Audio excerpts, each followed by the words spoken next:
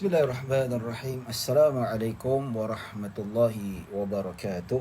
Innal hamdalillah nahmaduhu wa nasta'inuhu wa nastahdihi wa nastaghfiruh. Wa na'udzu billahi min shururi anfusina wa min sayyiati a'malina. Man yahdihillahu fala mudilla lahu wa man yudlil fala hadiya lahu. Asyhadu an la ilaha illallah wahdahu la syarika lahu wa asyhadu anna sayyidana Muhammadan 'abduhu wa rasuluh. Allahumma salli wa sallim wa zid wa barik ala sayyidina Muhammadin 'abdika wa rasulika an-nabiyyil ummi wa ala alihi wa sahbihi ajma'in. Subhanaka la ilma lana illa ma 'allamtana innaka antal alimul hakim. Rabbi syrah li sadri wa yassir li amri wahlul 'uqdatan min lisani yafqahu qawli, amma ba'd. Alhamdulillah, alhamdulillah, syukur pada Allah Subhanahu wa taala atas nikmat serta limpahan kurniaan daripada Allah, kita dapat berkumpul dan kita dapat sama-sama kita selusuri pengajian fiqh al-Imam Asy-Syafi'i radhiyallahu anhu, yang mana alhamdulillah kita sudah melepasi bab berkaitan dengan hadanah ataupun lebih dikirani sebagai penjagaan anak. Mungkin kita tak menyelami berkaitan dengan hukum hakam, dan mungkin kita belajar dekat masjid dan ataupun dekat surau, dia hanya berkait rapat dengan bab solat dan sebagainya. Tapi kita jarang-jarang lah kalau dekat masjid surau tu kuliah berkenaan dengan perkara-perkara yang berkaitan dengan seperti inilah, seperti hadanah, penjagaan anak. Dan pada pengajian yang lalu kita sudah bincangkan bab berkaitan dengan nafkah, dan nafkah kita sudah bincangkan, dan insyaAllah tuan-tuan, ini kita berada di 3 bab yang terakhir. 3 bab yang terakhir, maksudnya habis saja bab ini, 3 bab ini. Maksudnya bab ni kita penjagaan anak, al-hadanah, dan seterusnya kita akan masuk bab berkaitan dengan penyusuan, ya, kaitan dengannya lah. Dan seterusnya yang ketiga iaitu bab nasab, macam mana nak isbatkan nasab. Jadi habis saja bab tu, maka rasminya kita khatam bab akhwal syakhsiyah, ataupun berkaitan dengan bab dengan munakahat ini, tuan-tuan. Baik, berkaitan dengan nafkah boleh rujuk pada siri yang ke-26 dan 27. Tak silap saya bab 25 pun kita dah start masuk dah. Dan pada malam ini kita nak cerita tentang hadanah. Lebih kurang dalam 45 minit dan sejam ini kita akan nak ceritakan. Baik, hadanah, kita cerita pasal hadanah. Hadanah ni penjagaan anak. Itu istilah yang disebut-sebut dalam kitab-kitab fiqh. Manakala kalau kita pergi dekat negara Arab, contohnya lah kan, contohnya dekat Mesir ataupun beberapa negara Arab ni, hadanah ini juga dinamakan sebagai tadika. Hadanah Ummu Kulthum, hadanah Asy-Syaima'. Maksudnya tadika Syaima'. Syaima' tu nama orang lah kan. Macam kita dah tadika ni, itu untuk pendidikan awal kanak-kanak. Tapi istilah kegunaan masyarakat. Tapi bila kita sebut dalam hukum fiqah ni, dia bukanlah berkaitan dengan tadika, tidak. Tetapi ia berkait rapat dengan penjagaan anak. Siapa yang berhak untuk menjaga anak itu sendiri? Siapa yang lebih utama? Kalau berlakunya penceraian, berlakunya kematian dan seumpamanya, maka ada hukum-hukum yang telah diperuntukkan melalui Al-Quran dan sunnah Nabi SAW, dan begitu juga hukum yang diistinbatkan daripada kedua-duanya oleh para ulama. Baik, tuan-tuan dan puan-puan yang dirahmati Allah Subhanahu wa taala, kita masuk bab penjagaan anak. Kita masuk, sebelum kita pergi lebih mendalam, kita nak masuk perkara yang berkait rapat dengan pengertian dahulu, Baik, perkatian hadanah. Hadanah yahdinu ataupun yahdanu, bermakna penjagaan anak. Dari segi bahasa, hadanah bermaksud tepi atau sisi. Baik, hal ini demikian kerana penjaga anak mengambil anaknya dan dijaga di sisi. Ambil letak sisi, letak depan. Sisi itu letak betul-betul dekat lah. Hadanah tu letak di sebelah ataupun di sisi. Itu asal bahasa. Pasal apa dia ambil sempena penjagaan anak tu pada istilah hadanah? Sebab bila kita jaga anak tu rapat betul. Jaranglah kita nak biarkan anak tu kat luar ke apa, kecuali kalau memang mata kita nampak. Ya. Baik, sementara dari segi syarak, ia bermaksud menjaga seseorang yang belum berupaya mengurus diri dan mendidiknya dengan pelbagai cara sesuai dengan pertumbuhannya. Ya.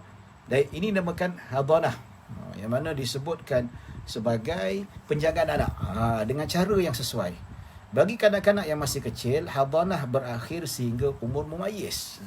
Ya. Maksudnya hak penjagaan anak ni bila dikirakan, hadanah ni dia hanya berkait rapat dengan anak-anak umur lebih kurang daripada lahir sampai umur 6 tahun. Ataupun umur 7 tahun. Itu hak disebutkan hukum hadanah. Nampak? Sebab tu tadika tu dipanggil hadanah, sebab biasa yang hantar tadika ni anak-anak yang belum mumayyiz lagi. 4, 5, 6. Alhamdulillah. Ya, baik. Penjagaan kanak-kanak selepas umur mumayyiz sehingga balik tak dinamakan sebagai hadanah, tetapi dinamakan sebagai kafalah.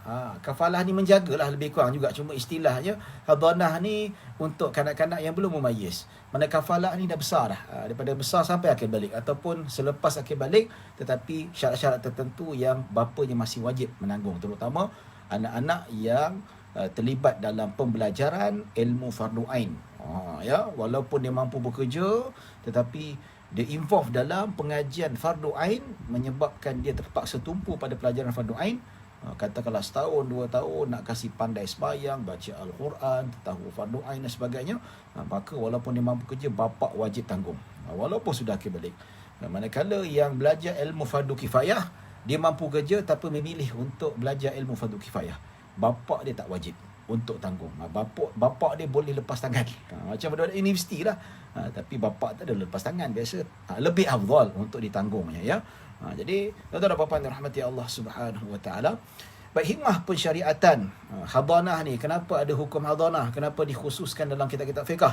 Ya, hikmah pensyariatan hadanah ini adalah untuk mengatur tanggungjawab berkaitan dengan penjagaan dan pendidikan kanak-kanak masih kecil. Ya, pasal apa? Sebab kemungkinan suami isteri berpisah atau hidup tanpa persefahaman ataupun berada dalam keadaan kesempitan. Contohnya lah, tak mampu nak jaga, bapa tak mampu nak jaga, siapa boleh jaga? Ya, mak. Ya, kalau mak tak jaga, siapa? Nenek. Nenek belah mana? Nenek belah ibu ke belah bapa, macam mana? Bagaimana dengan makcik? Makcik pula nak jaga. Macam tu, dia ada sebab. Ya. Jadi kesempitan untuk memberi perhatian, ya, dan mendidik anak-anak kecil. Ya. Jadi jika perkara ni dibiarkan, tak ada hukum yang khusus, maka akan berlaku pertelingkahan. Sebab tu dalam mahkamah syariah dia ada penentuan, hakim akan tentukan kalau berpisah, siapa yang berhak untuk jaga, mak ke bapa.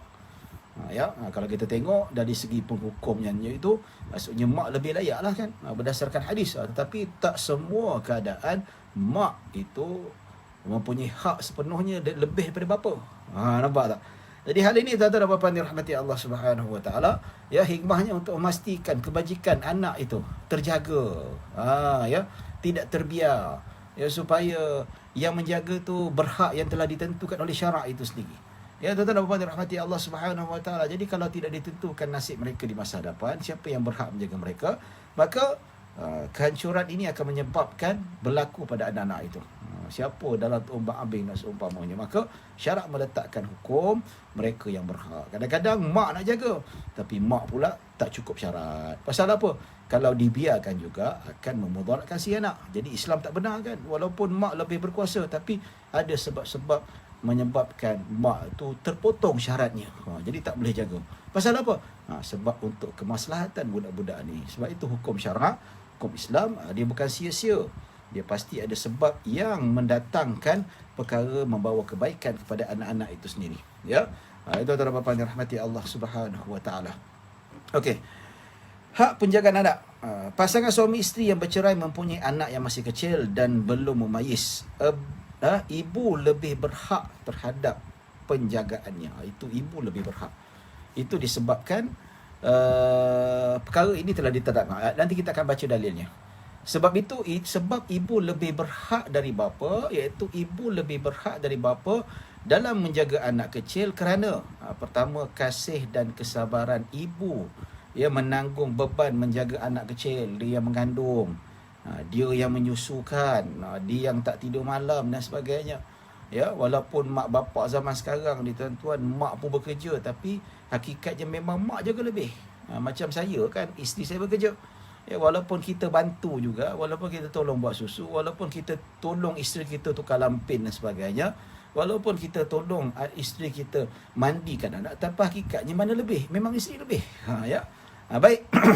Ibu lebih berlemah lembut dalam menjaga dan mendidik anak-anak di samping mampu memberikan kasih sayang. Nampak tak anak-anak kita ni lebih manja pada mak dia.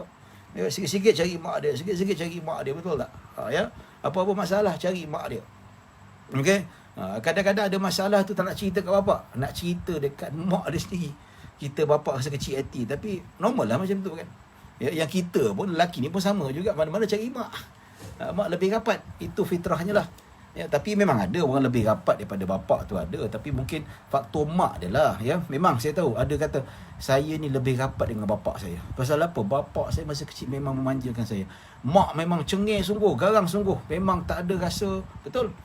Mak dia macam tak layan dia sangat ke apa ada, tapi dia rapat dengan bapak dia. Sampai dia kata mana lebih sayang, bapak ke mak? Dia kata bapak lebih sayang, ada. Tapi itu bukan dari segi apa, sikap mak bapak sendirilah. Mak dia pasal apa? Mak dia tak layan macam sepatutnya, mak dia tak apa, yalah, faktor lah macam tu. Baik. Okey. Baik. Hal ini berdasarkan hadis, ya, hadis yang diriwayatkan daripada an Abdullah bin Amr radhiyallahu anhu anna Rasulullah sallallahu alaihi wasallam ja'atuhu imra'atun faqalat ya Rasulullah inna ibni hadha kana batni lahu wi'a'un wa thadi lahu siqa'an wa hijri lahu hiwa'an wa inna abahu talaqani wa arada an yantazi'ahu minni faqala laha Rasulullah sallallahu alaihi wasallam anti ahqqu bihi ma lam tankihi. Yang bermaksud daripada Abdullah bin Amr radhiyallahu anhu, Rasulullah sallallahu alaihi wasallam ditemui oleh seorang wanita yang berkata, "Wahai Rasulullah, sesungguhnya anakku ini akulah yang mengandungkannya. Susukulah yang menjadi minumannya dan akulah penjaganya. Bapanya telah menceraikan aku dan sekarang dia ingin mengambil anakku." Ya. Baik. Apa kata Rasulullah sallallahu alaihi wasallam? Rasulullah bersabda, "Kamu lebih berhak daripadanya selagi kamu belum berkahwin." Nampak? Ibu lebih berhak. Ya, tapi bila dah berkahwin, lain cerita, ada hukum khas yang mana perlu dipatuhi, perlu dilihat dari segi sudut itu. Baik, hak penjagaan selepas ibu. Ya. Baik. Okey, tuan-tuan dan puan-puan dirahmati Allah Subhanahu wa taala.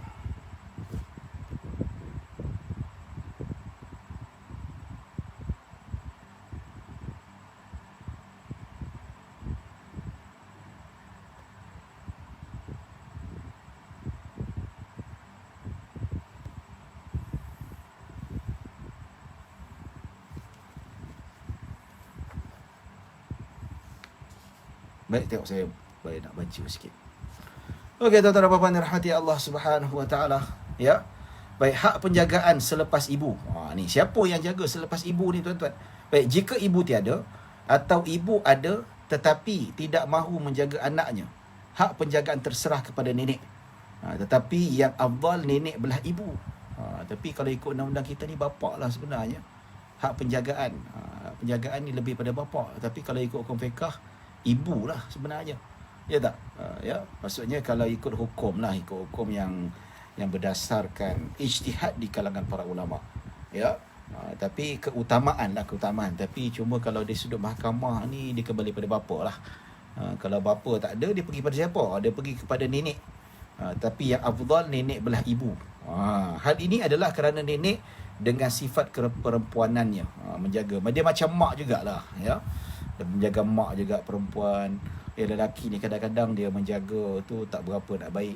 Tapi biasa hakim akan tengoklah, bapak dia tu layak untuk jaga, betul tak? Bapak dia ni macam mana, boleh ke masak kalau duduk dengan dia, boleh ke uruskan macam mak dan seumpamanya. Ya. Kalau tak ada, kena serahkan pada nenek. Sama ada nenek belah bapa ataupun belah ibu. Nampak? Jadi, tapi lebih afdal belah ibu. Kata menurut ulama fiqah lah. Ya. Ala kulli hal, macam mana mahkamah dia kata ibu tak ada, macam mana kembali pada mak, kembali pada bapa, ini sebab ijtihad ulama, ya. berdasarkan ijtihad di perkataan para ulama ini, dia tak adalah bab kata nas itu lepas mak kena pergi nenek. Ya. Lepas mak terus pergi nenek. Itu sebenarnya ijtihad di kalangan para ulama. Ya.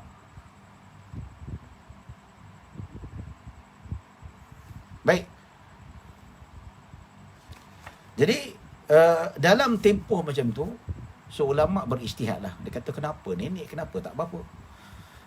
Sebab nenek ni macam mak juga, dia boleh jaga, boleh masakkan, dan itulah. Tapi sebenarnya ijtihad ulama ni satu benda yang kita tak tolak, tetapi dari segi sudut hukum bagaimana ulama contemporary lihat, dari segi sudut katakanlah anak tu dia bergaduh pasal apa, suami isteri bergaduh nak dapatkan hak penjagaan, betul tak? Ya, so menjaga hak penjagaan, tapi bapa nak juga. So hakim kata okey, mak tak layak sebab apa, dia dah kahwin lain, dia nak kena jaga anak dia lain dan sebagainya macam tu. Ya, okey, bapa tak jaga, pergi kat nenek pula. Dia akan menyebabkan kontradik yang sangat dahsyat. Sebab itulah bab ijtihad ulama ni, bab ijtihad fuqaha ni, ada yang mana enactment perundangan Islam tu tidak diguna pakai sangat ijtihad di kalangan para ulama. Ya, baik tuan-tuan dan puan-puan dirahmati Allah Subhanahu wa taala. Ya. Baik, nenek sebelah ibu yang itulah yang lebih afdal. Manakala selepas itu nenek sebelah bapa, seterusnya ibu kepada nenek tersebut. Maksudnya kalau ada moyang lah. Tapi biasa dah meninggal lah tuan-tuan, kalau dia ada nenek, nenek jaga. Kalau mak kepada nenek tu hidup, maksudnya 100 lebih umur dia. Tapi jarang lah, kalau hidup pun dia dah terlalu tua. Tapi benda ni berlaku tak pada zaman Nabi ataupun zaman salafus salih, berlaku. Ya, sebab apa? Yang cucu dijaga oleh nenek. Nenek itu pun ada mak dia lagi hidup. Pasal apa? Sebab kahwin muda. 15 tahun dah kahwin, 12 tahun dah kahwin, 9 tahun dah kahwin. Itu biasa. Sebab tu kalau kita kata zaman sekarang ni kahwin kanak-kanak dia panggil fidolifia. Ya, tapi zaman dulu tak boleh panggil sebab itu dah biasa. Itu biasa, perkara biasa. Zaman dulu mereka belajar, maksudnya akhir balik dah hidup sendiri dah. Kita anak dah akhir balik masih mengharapkan mak bapak. Jadi suasana berubah.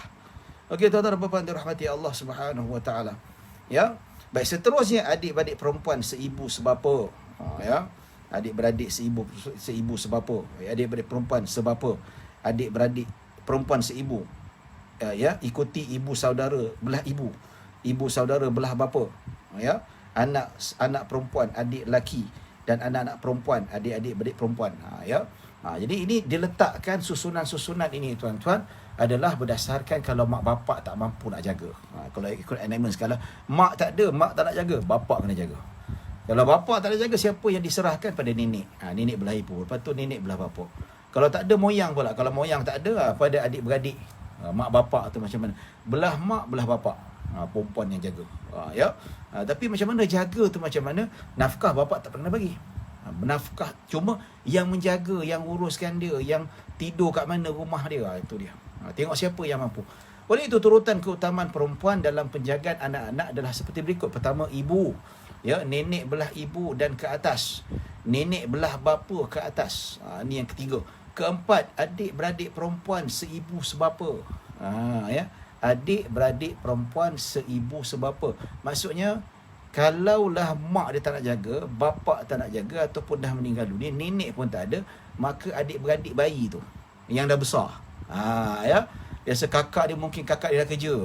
Kakak dia dah ada jawatan. Adik dia baru umur 2-3 tahun. Tak apa siapa jaga. Nenek tak ada, mak bapak tak ada, kakak dia jagalah.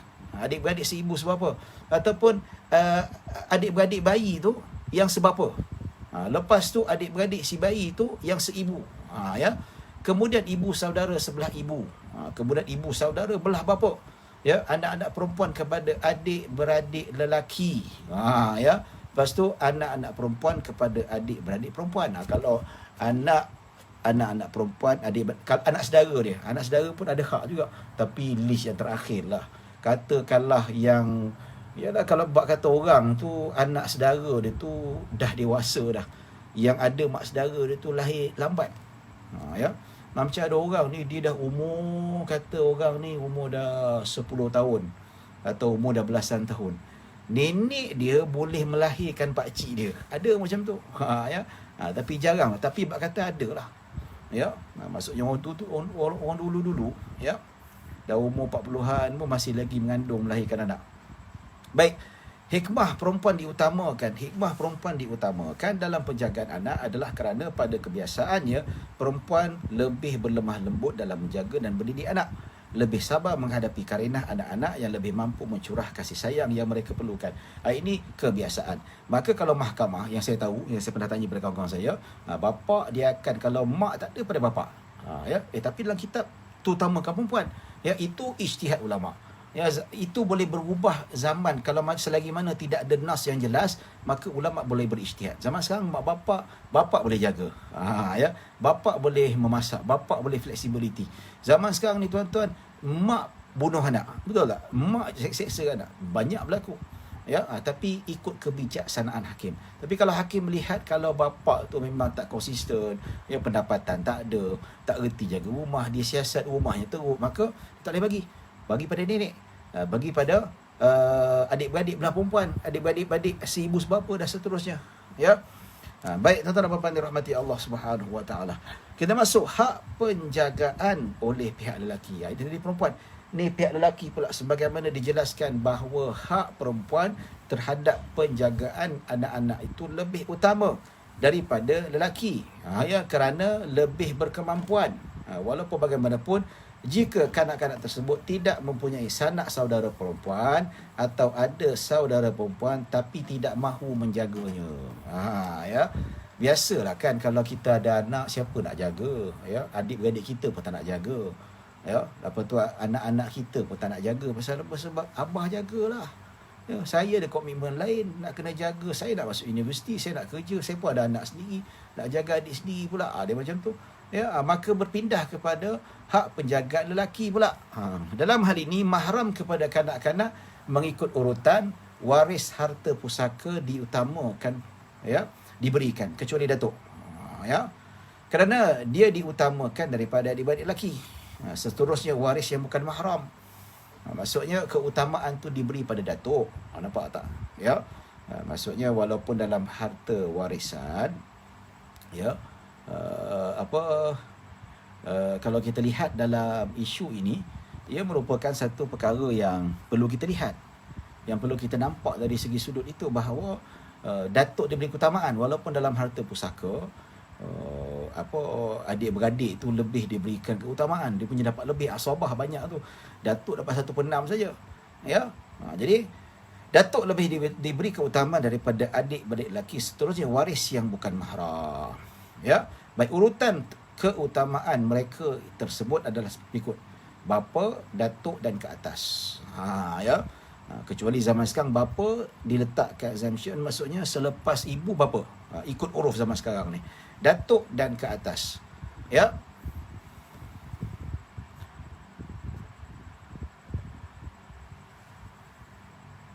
Bagaimana Ustaz hukum hadanah seorang ayah yang masih muslim, ibunya telah murtad? Baik, kalau ibu dah murtad, hadanah kepada bapa, bukan pada ibu. Walaupun mak dia tu apa, tapi sebab mak dia murtad, wajib serah pada bapa. Tapi undang-undang Malaysia tidak mengizinkan. Sebab apa? Undang-undang sivil. Kita ni yang tertinggi, undang-undang persekutuan lebih tinggi. Undang-undang syariah kat bawah tapak kaki je tuan-tuan. Nampak tak? Undang-undang syariah kita ni bawah tapak kaki sivil. Nampaknya pasal apa? Sebab undang-undang mahkamah syariah ni boleh dicabar dekat sivil. So kita tak ada kuasa. Yang mana kalau disebutkan bahawa kalau isteri murtad, anak tu masih bawah 18 tahun, so kena pada mak. Walaupun mak murtad. Itulah Malaysia. Undang-undang Islam. Wallahu a'lam. Baik. Kalau ikut hukum Islam, walaupun mak tu tak berkahwin lain, walaupun mak tu cukup syarat, tapi disebabkan dia kufur, maka hadanah pada bapa. Sebab apa? Agama nak kena jaga. Tapi Malaysia tak berlaku. Malaysia tak boleh. Selagi anak tak 18 tahun, kena serah pada mak. Nampak tak? 18 tahun barulah dia decide nak pilih agama mana. Tapi 18 tahun selama tu diracuni oleh mak dia, diracuni apa semua dia. Benda tu macam-macam berlaku. Banyak berlaku. Sampai yang bawa lari anak, yang bawa pergi Thailand nak selamatkan. Bawa Malaysia tak selamat. Anak tu memang kena serah pada mak dia. Nak buat macam mana? Itulah Malaysia tuan-tuan. Mahkamah syariah nak campur tangan. Mahkamah syariah kena cabar, dibatalkan hukumnya, ada banyak. Ya tak? Undang-undang Malaysia, negara Islam. Undang-undang Malaysia tak cukup Islam. Kita Islam kuat dekat negeri saja. Bila hukum Islam ataupun undang-undang syariah dilaksanakan dekat negeri, orang cabar dekat persekutuan, mahkamah sivil. Habis. Ya, tuan-tuan dan puan rahmati Allah Subhanahu. Banyak kes ada. Kes yang dia masuk Islam, isteri murtad. Dibawa lagi anak dia. Masuk mahkamah, kalah, kena serahkan kepada si ibu. Sampai dia bawa lagi duduk pergi Indonesia lah, pergi Australia lah. Pasal apa? Nak selamatkan akidah anak dia. Kalau dibiarkan dengan bagas isterinya yang memang belum Islam, habis. Nampak tak? Kalau ikut hukum Islam, ya memang. Ya, pasangan suami isteri, ya, kalau bapa masuk Islam, isteri masih tak Islam, so hak penjagaan bukan pada ibu, pada bapa. Pasal apa? Keagamaan Islam untuk dijaga. Malaysia tidak memihak pada kita, minta maaf. Sorry to say. Ya. Baik. Adik-beradik lelaki sebab apa? Anak lelaki kepada adik-beradik selaki seibu sebab apa? Anak lelaki kepada adik-beradik lelaki sebab apa? Bapa saudara belah bapa seibu sebab apa? Bapa saudara belah. Ni kalau yang tak nak lah. Kalau datuk tak mampu, bapa tak mampu, datuk tak mampu, adik-beradik lelaki seibu sebab apa, dan seterusnya. Bapa saudara seibu sebab apa, bapa saudara sebab apa, anak lelaki kepada bapa saudara belah seibu sebab apa, anak lelaki kepada bapa saudara belah bapa sebab apa, macam itulah. Ya. Tapi ini turutan lelaki lah. Tapi ala kulli hal, undang-undang sekarang, mak tak ada, mak tak mampu jaga, bapa jaga. Bukan terus pada nenek. Sebab apa? Ikut undang-undang kebijaksanaan hakim, mengikut uruf setempat. Ya. Ya. Baik, tuan-tuan dan puan dirahmati Allah Subhanahu wa taala. Terdapat keluarga lelaki dan keluarga perempuan. Jika terdapat ahli keluarga lelaki dan ahli keluarga perempuan dan masing-masing ingin mendapatkan hak penjagaan anak, pihak yang diberi keutamaan berdasarkan urutan berikut. Maksudnya, keluarga lelaki dan keluarga perempuan berebut mana satu nak buat. Ya, ibu berdasarkan hadis diriwayatkan oleh Abu Daud sebelum ini. Hal ini adalah kerana ibu lebih mengasihi dan menyayanginya. Ibulah. Ya. Kedua, nenek. Nenek ya, yang belah ibu dan ke atas. Ya, ini berlaku pertembungan. Ya, kalau kita berlaku pertembungan antara keluarga lelaki, ya, masing-masing nak dapatkan hak dengan keluarga perempuan, maka diutamakan ibu. Sebab ibu yang paling utama sekali. Ya. Nenek pun nak, bapa pun nak, ibu pun nak, atuk pun nak, semua nak jaga. Ya. Anak pun muka macam artis K-pop contohlah kan. Cuba kalau anak dia pelakon hero Tamil, tak nak dia. Kita sekarang tengok muka handsome je. Tak. Ya, ibu. Ibu. Kedua, nenek. Ya. Kalau ibu tak mampu, ibu dah tak ada, kembali pada nenek. Kalau nenek masih bertikai, nenek tak mampu, bertikai juga. Bapa. Lepas bapa, nenek belah bapa. Lepas tu datuk belah bapa. Lepas tu adik-beradik dia seibu sebab apa. Adik-beradik lelaki seibu sebab apa. Begitulah seterusnya. Ini kalau berlaku pertembungan. Mak bapa, lepas tu datuk nenek berebut, adik-beradik pun nak jaga juga dan sebagainya. Maka ikut turutan yang telah ditetapkan. Jika semua ahli keluarga lelaki dan perempuan setaraf, ya, seperti adik-beradik lelaki seibu sebapa dan adik-beradik perempuan seibu sebapa, maka didahulukan yang perempuan daripada lelaki. Ya, baik katakanlah bapa tak ada, mak ada, datuk tak ada, nenek tak ada, yang ada adik-beradik. Adik-beradik semua setaraf kedudukannya, masing-masing bekerja, ada kemampuan. Ya, adik-beradik bayi ni yang lelaki ni kerja bagus-bagus, yang perempuan pun bagus. Kata aku lah Angah jaga, Along lelaki mana reti jaga. Along kata, aku boleh jaga adik aku yang kecil ni. Aku ada isteri aku pun suruh rumah. Dia macam tu. Ya, engkau tu nak jaga adik kau macam mana? Engkau tu bekerja, lelaki kau bekerja. Duk bergaduh macam mana? So macam mana? Ya, utamakan yang perempuan dahulu. So yang menang siapa? Kakak dia lah, kakak bayi tu lah tak jaga. Ya, hal ini kerana mereka lebih layak dan afdal. Ya, ini ijtihad di kalangan para ulama. Jika kesemuanya lelaki atau kesemuanya perempuan masing-masing ingin mendapatkan hak penjagaan, undian hendak dilakukan. Katakan adik-beradik semua lelaki, semua nak jaga, so undi. Ya, undi macam mana? Sama ada diundi. Kalau undi tak puas hati, takut tak adil, suruh hakim yang undi. Hakim jadi saksi. Nampak tak? Siapa yang mendapat undian tersebut, dialah yang berhak menjaga kanak-kanak itu. Ya, tuan-tuan dan puan dirahmati Allah Subhanahu wa taala. Ya. Kita lebih kurang dalam 10 ke 15 minit. Tempoh penjagaan kanak-kanak. Ya, tempoh menjaga kanak-kanak. Tak boleh habis ni, kita ada tempoh menjaga kanak-kanak mengikut syarat berterusan sehingga dia memayis. Ini sehingga lebih kurang dalam 5 ke lebih kurang dalam 6 tahun. Ya. Biasa 7 tahun dia dah memayis lah, dah boleh pergi tandas sendiri, dah boleh buang air sendiri.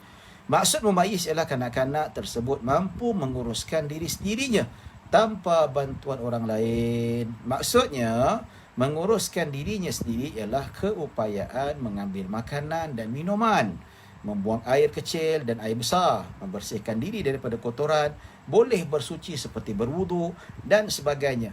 Biasanya umur memayis ialah 7 tahun, itu biasa. Bila memayis ni, sah solatnya. Dia boleh buat solat. Dan bila memayis ni, dia boleh jadi imam. Nampak tak? Bila memayis ini, dia, menurut mazhab yang lain, dia boleh berjual beli. Nampak tak? Ya? Walaupun dalam mazhab Syafi'i ada perbincangan panjang dalam hal ini, tuan-tuan. Okey? Baik. Apabila umur cukup 7 tahun, tempoh hadanah pun berakhir. Ya? Pada ketika itu bermula peringkat penjagaan yang lain, iaitu kafalah. Maksudnya hadanah ni, ia ikut susunan. Ya, mak, ya, lepas tu nenek, adik-beradik perempuan, ya. Kalau pertembungan keluarga lelaki perempuan, mana utamakan ibu, lepas tu nenek, bapa, datuk dan seumpamanya, itu tertakluk pada sampai dia memayis sahaja. Bila dah cukup 7 tahun, ya, maka dia masuk hukum lain. Hukum kafalah. Hukum kafalah dia berbeza, tak sama seperti hukum hadanah. Jelas ya? Setelah kanak-kanak tersebut telah mencapai usia 7 tahun dan telah memayis, dia diberi peluang memilih sama ada ibu atau bapanya. Dia ada kuasa memilih. Dia ada kuasa memilih nak ikut siapa macam mana sekalipun. Ya. Dan ada satu kes, seorang lelaki Hindu, dia masuk Islam.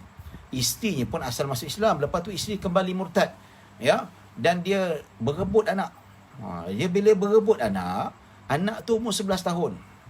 Ketika tu, ya. Jadi umur dia 11 tahun, kalau ikut hukum Islam, si anak tu boleh pilih nak ikut mak, ikut bapa. Sebab apa? Dia dah pakai kategori hukum kafalah, bukan hadanah. Kalau hukum hadanah, anak mana boleh buat pilihan. Dia pun kecil lagi. Memang ikut turutan mak dan sebagainya, ya. Tapi dalam kes ni, ya, kalau dia masih dalam hukum hadanah, mak murtad tetap pada bapa. Sebab apa? Kalau tinggal dengan mak dia, risiko dia akan membesar dengan agama Hindu dan Islam yang tidak terjaga. Tapi bab kafalah, ya, undang-undang Islam nak bela pun tak boleh. Dia kata umur 11 tahun dia boleh decide. Tapi undang-undang sivil kata selagi 18 tahun tak capai, dia tak boleh pilih agama. Lepas 18 tahun dia boleh pilih. Itu masalahnya, tuan-tuan. Ni tak? Tuan-tuan dan puan-puan dirahmati Allah Subhanahu Wa Taala. So dia pilih nak pilih ibu atau bapa. Siapa pun yang terpilih, dialah yang berhak menjaganya. Kalau dia kata, baik, saya tak nak duduk dengan mak, saya nak duduk dengan bapa. Ya. Maka tuan-tuan dan puan-puan dirahmati Allah Subhanahu Wa Taala. Kalau umur 7 tahun tapi masih belum memayis, ada Down syndrome. Ya. Down syndrome maksudnya dia belum memayis lah. Ada yang tak boleh, ada yang umur 40 tahun tetap juga Down syndrome. Maksudnya dia hukumnya sama seperti kanak-kanak. So hukumnya tak ada memayis lah. Dia tak ada hukum kafalah. Dia hukum selama-lamanya hukum hadanah, tuan-tuan. Ya. Tuan-tuan. Kecuali kalau tengok macam mana. Kalau bagi saya dia dah mencapai hukum memayis, katakanlah kanak-kanak Down syndrome, umur dia 10 tahun, umur dia 12 tahun, dia boleh cebok sendiri, dia boleh ambil nasi sendiri, dia boleh mandi sendiri. Nampak tak? Ya. Sebab apa? Down syndrome ni ada yang tak kronik, dia masih ada yang boleh. Dia tak boleh nak berfikiran waras dalam benda-benda yang berat. Tapi benda-benda yang asas seperti makan, minum, buang air kecil, besar, buang kotoran, basuh pinggan sendiri, ya, dan macam-macam lagi yang dimaksudkan di sini, tuan-tuan, ya. Maka macam tu. Tapi kalau kanak-kanak Down syndrome ataupun autism yang boleh buat benda-benda asas ni, maka sudah dikira sebagai dia itu memayis. Cuma dari segi tahap pemikirannya, tahap kelakuannya tak seperti kanak-kanak dewasa. Ya, jadi tak kira lah sama ada dia autism ke ataupun dia Down syndrome ke. Tapi kalau bila dia dah mampu untuk benda-benda asas seperti mana alhamdulillah, seperti mana yang disebutkan tadi, tuan-tuan, ya, maka inilah yang mana dikatakan sebagai hukum hadanah sudah terhenti, kembali kepada hukum kafalah. Ya. Baik, tuan-tuan dan puan-puan dirahmati Allah Subhanahu Wa Taala. Ya. Baik, kita ambil masa dalam lebih kurang 5 minit lagi. Ya. Baik, ya. Hadis yang tentang kafalah ni dia boleh pilih. Ya, hal ini hadis yang diriwayatkan oleh Imam At-Tirmidzi rahimahullahu taala an Abi Hurairah radhiyallahu anhu anna an-nabiy sallallahu alaihi wasallam khayyara ghulaman baina abihi wa ummihi. Ya. Nabi sallallahu alaihi wasallam, hadis riwayat Abu Hurairah, yang mana Nabi memberi pilihan kepada seorang kanak-kanak atau ghulam. Sabi, ya, sabi dalam bahasa Arab ni dia yang belum mumayyiz. Kalau ghulam dia sudah mumayyiz. Kalau baligh itu yang sudah balik ke atas. Ya. Baik, ghulam. Jadi ghulam ni budak yang sudah mumayyiz. Maka mak bapak nak jaga. Maka Nabi bagi pilih, wahai ghulam, kanak-kanak, kau nak pilih mak ke pilih bapak? Itu dalilnya. Ya. Begitu juga hadis yang diriwayatkan, ya, mana Rasulullah sallallahu alaihi wasallam telah didatangi oleh seorang perempuan. Dia kata, wahai Rasulullah, bekas suamiku ingin mengambil anakku. Anakku telah memberiku minum daripada telaga Abu Idabah. Anak dia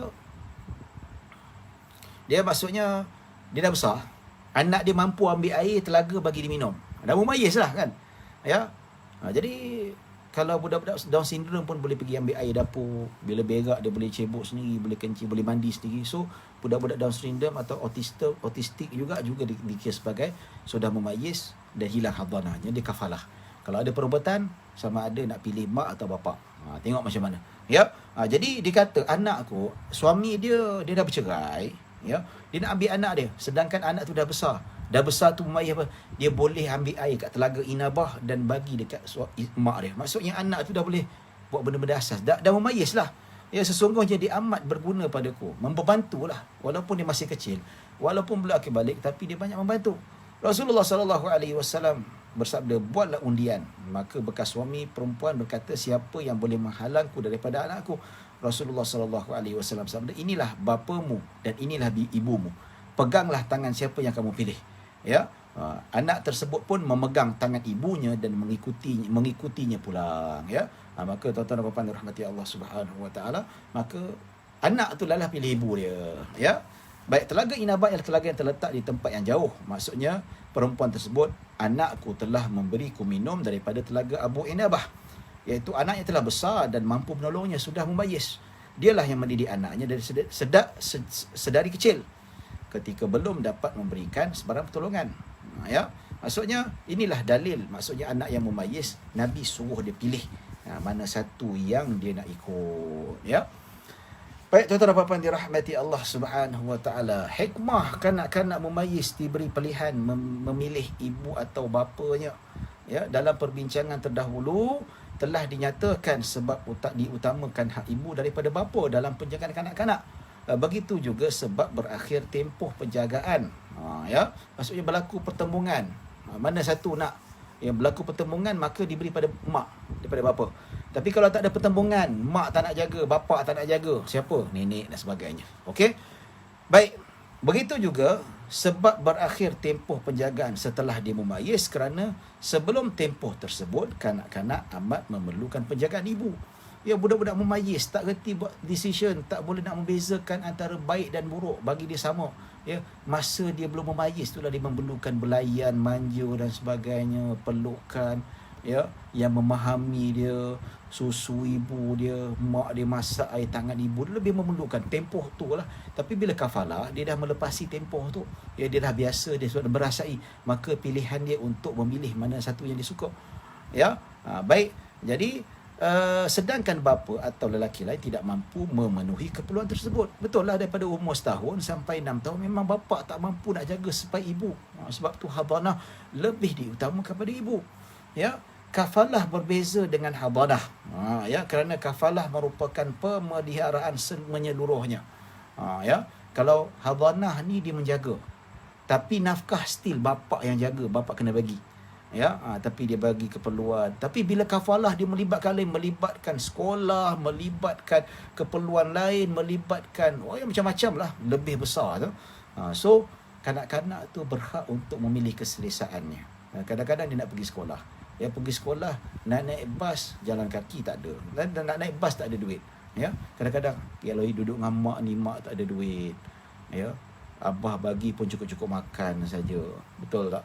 Ya, mak pun tak mampu nak bagi apa yang saya nak. Saya nak masuk persatuan, mak tak bagi duit, tak ada. Macam tu saya terpaksa pilih duduk dengan bapak. Ya, sebab apa? Bapak lebih menyelesakan dia. Tapi bab hadanah tu sudah lepas. Untuk kasih sayang, eratan, pelukan tu semua, ya. Baik. Ibu atau bapa berkemampuan memelihara anak mereka disebabkan anak tersebut telah mampu menguruskan dirinya sendiri dan banyak perkara yang boleh berfikir secara umum. So, kenapa hadanah kena pada ibu? Sebab budak 1 sampai 6 tahun, dia tak reti jaga diri dia. So, dia memerlukan penjagaan yang lembut, penjagaan kasih sayang. Siapa? Ibulah. So, bila kafalah, dia penjagaan tak macam rumit macam budak-budak umur sampai 1-6 tahun. Nampak tak? Ya. Jadi bapa tak payah nak pening kepala. Sediakan makan, dia boleh ambil sendiri. Dia boleh basuh pinggan sendiri. Ya, abah nak berak, pergi. Dia boleh cebok sendiri, tuan-tuan. Nak mandi, dia boleh mandi sendiri. Boleh pakai baju. So, bapa. Tapi kalau hadanah 1 sampai 6, memang dia kena jaga A sampai Z. So, ibulah tempat yang terbaik. Ya, maka dia boleh pilih mana-mana yang dia suka dan sebagainya. Ada soalan.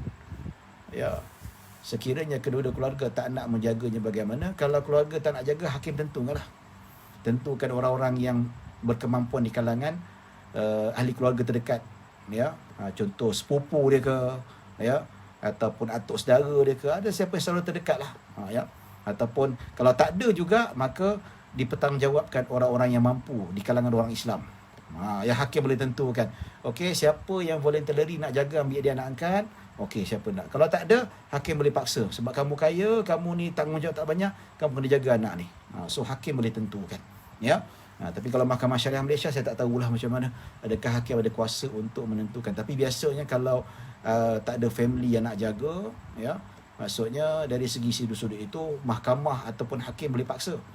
Kalau dia tak nak jaga, sedangkan dia mampu nak jaga tapi dia nak berjoli, hakim boleh tentukan hukuman, ya. Tapi kalau hakikatnya memang dia tak nak, kalau dia paksa juga akan memudaratkan si bayi itu, maka dia akan menyebabkan kemudaratan lah. So, hakim boleh tentukan mana-mana di kalangan orang kaya yang voluntarily nak jaga, dia boleh jaga. Kalau tak ada nak jaga, hakim boleh paksa, ya, hakim boleh paksa. Kalau tak nak terima anak ni, hukuman akan kena pada engkau.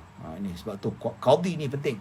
Qadhi ni penting. Sebab itulah banyak orang kata, ya, sebab tu orang kata dalam Al-Quran, ati Allah wa ati Rasul wa ulil amri minkum. Sebab itu ayat Al-Quran, taatlah pada Allah dan taat pada Rasulullah dan pemerintah kamu. Dalam halal macam ni lah kena ikut pemerintah, tuan-tuan. Kalau berlakunya pertelingkan suami isteri, nafkah, hakim tentukan. Hutang tak hutang, nampak tak? Penting hakim ni. Sebab tu Al-Quran, walaupun ulil amri di ketaatan tidak secara mutlak, ya, tetapi dari segi sudut hukumnya ada value ketaatan rakyat pada pemerintah. So, hakim, qadhi dan sebagainya, pemerintah bagi kuasa. So, kita wajib taat. Dalam hal macam ni lah, kalau tak boleh diselesaikan, tak ada family nak jaga, tak ada orang kaya nak jaga, hakim boleh paksa. Siapa tak taat, berdosa besar. Baik, tuan-tuan dan puan-puan dirahmati Allah Subhanahu Wa Taala.